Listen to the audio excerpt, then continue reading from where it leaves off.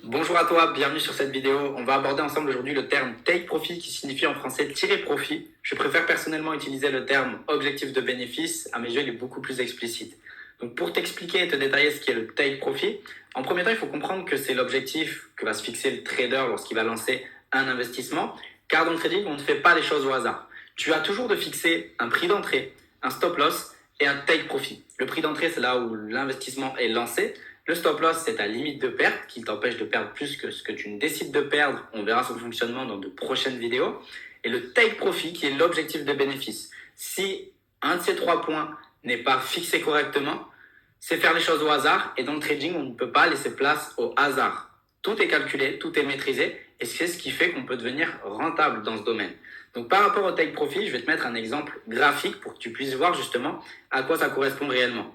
Donc tu as un exemple par rapport à un marché qui serait haussier et tu as un exemple par rapport à un marché qui serait baissier.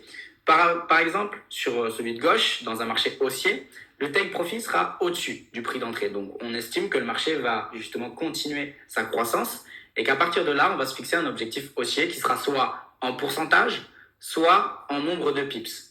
Par exemple, l'objectif sera de faire 10% sur cet investissement ou l'objectif sera de faire 30 pips.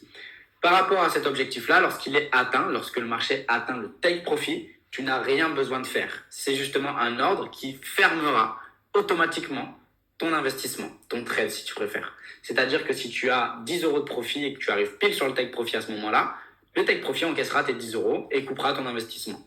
Voilà à quoi sert un take profit. C'est très intéressant, par exemple, lorsque tu es au travail, à l'école, peut-être même quand tu dors, tu ne peux pas regarder ton écran toute la journée. Et ce n'est pas le but de l'investissement, qu'on soit d'accord. Le but, c'est de fixer ce take profit qui sera prendre, encaisser, si tu préfères, tes positions au bon moment, lorsque tu ne seras peut-être pas justement devant ton écran.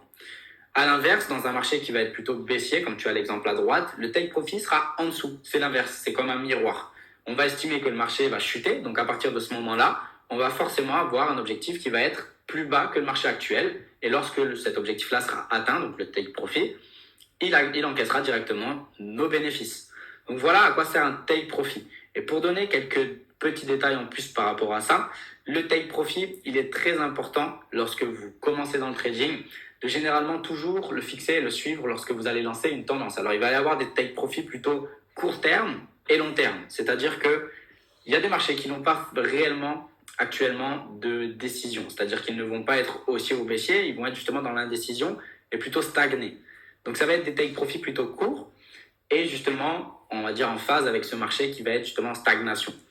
À l'inverse, on va avoir des take profit plus longs lorsqu'on va avoir un marché plutôt en croissance ou en décroissance, puisqu'on voit justement qu'il a une direction haussière ou baissière qui va être plus longue.